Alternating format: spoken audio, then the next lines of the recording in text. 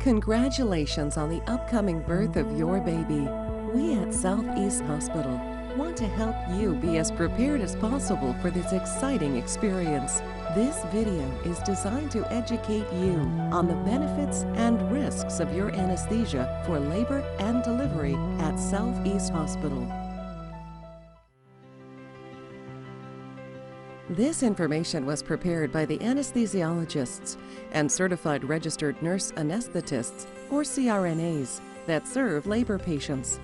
An anesthesiologist is a doctor that administers anesthesia, and a CRNA is an advanced practice nurse who is also qualified to administer anesthesia. At Southeast, they work together as a team in providing your care. Obstetrical anesthesia is different from any other type of anesthesia in that two patients are involved, you and your baby. Your safety and comfort are important to us. Another factor to consider is that labor is unpredictable. It can be relatively quick and easy for some, but can be very long and exhausting for others. Everyone experiences pain differently. Only you know the level of pain you're experiencing. So you should never feel guilty about asking for pain relief in labor. There are several different forms of anesthesia administered for childbirth. They can be used alone or in conjunction with one another. In the next few minutes, we will introduce you to 5 major topics that expectant parents should consider when having a child. The topics are local anesthesia, sedation, general anesthesia, spinal anesthesia, epidural for labor or C-section. Local anesthesia is a series of injections of anesthetic into the area that needs to be made numb. Local anesthesia is used for episiotomy by your obstetrician or can be used to numb your back before a spinal or epidural anesthetic is placed. Sedation is administered through the IV to help reduce the pain of labor, but will not eliminate it entirely.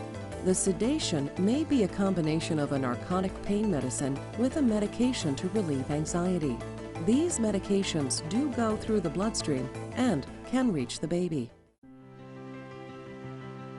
General anesthesia is administered through the IV and is a combination of IV and gases that are inhaled through a breathing tube. A general anesthetic may be necessary if complications arise during labor or delivery. It can be administered quickly, so it is considered the best choice when time is of the essence, as in an unscheduled C-section. The process for a general anesthetic will happen quickly. You will be taken to the operating room quickly, moved to the operation room bed, and monitors applied. Oxygen will be given by mask for at least 3 to 5 minutes, all while the nurses and techs are busy prepping your abdomen for surgery.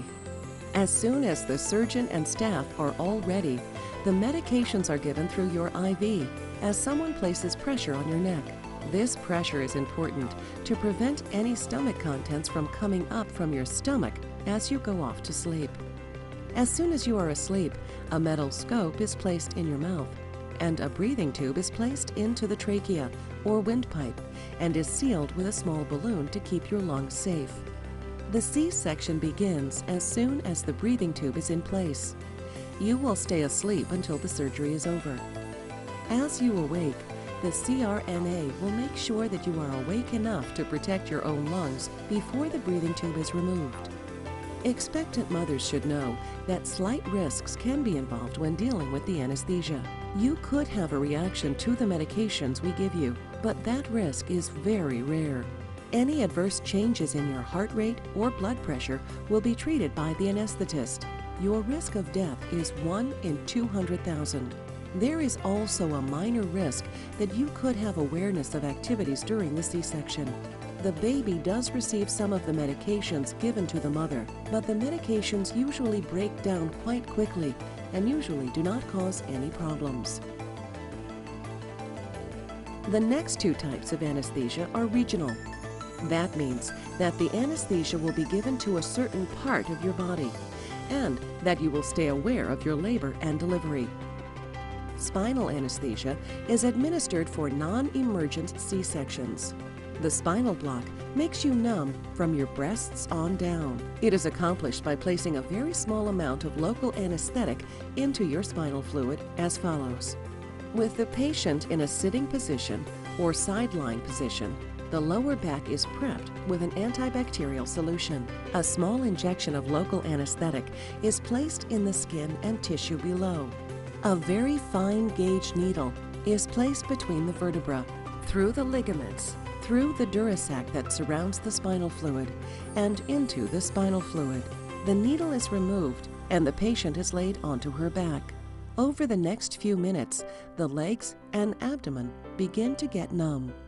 The blood pressure can drop, but it is supported by the anesthetist with medication and fluids. Sometimes nausea can occur, but medications can be given to help this. The C-section is then performed while mom is awake. She can see her baby right away and will be given time to bond with the baby in the operating room. A family member can accompany mom to the operating room when a spinal anesthetic is given. With this type of anesthetic, the baby is usually unaffected by the medications given to you. There is a slight risk that the numbness from the spinal will travel higher than is desired. Should the numbness get so high that it becomes difficult to breathe, it may be necessary to go to sleep with a general anesthetic so that the breathing is helped with a ventilator and the blood pressure supported with medications. This is a very rare complication. There is also a very small risk that you can get a headache after the spinal. This is called a spinal headache, and it is very treatable. Epidural describes the space where a small catheter is placed to help provide pain relief. Epi means outside of, and dura is the sac that surrounds the spinal fluid, as was mentioned before. A needle is placed between your lower vertebrae and into the epidural space, and a small catheter is taped in place and is attached to a small infusion pump that administers a mixture of dilute local anesthetic and narcotic. These medications provide the much desired pain relief in labor. The procedure to place the epidural is similar to the spinal, except a larger needle is used, and there is a test dose of medication that is given to help discern that the catheter is in the right space. There are blood vessels in the epidural space, and those blood vessels can be enlarged in pregnancy. If the catheter goes into a blood vessel, it needs to be removed. Sometimes that means replacing the catheter. This is fairly common, and you should not worry if that happens.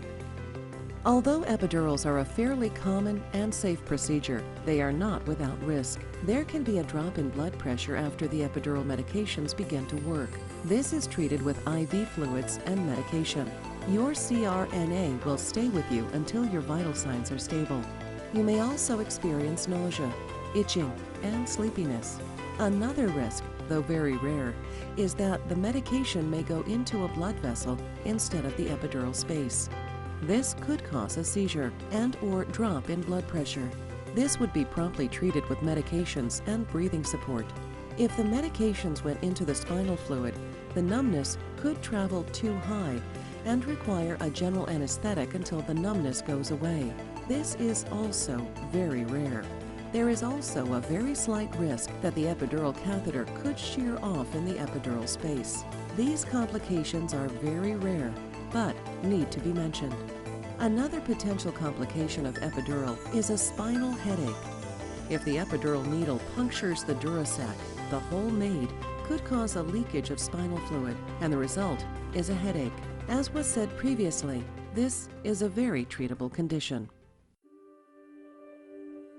The pain relief from the epidural medicine is very welcome. It allows you and your family to enjoy the labor process more. It also keeps you from getting so exhausted, allowing you to have more energy for the pushing at delivery. Very little medication passes to the baby. If you need a C-section and the baby is stable, the epidural can be used for the anesthetic. The CRNA will place a more concentrated local anesthetic into the catheter to produce the numbness needed for the surgery, so you can stay awake and see your baby right away. The risks are minimal. At Southeast Hospital, we strive to make your stay with us as pleasurable as possible.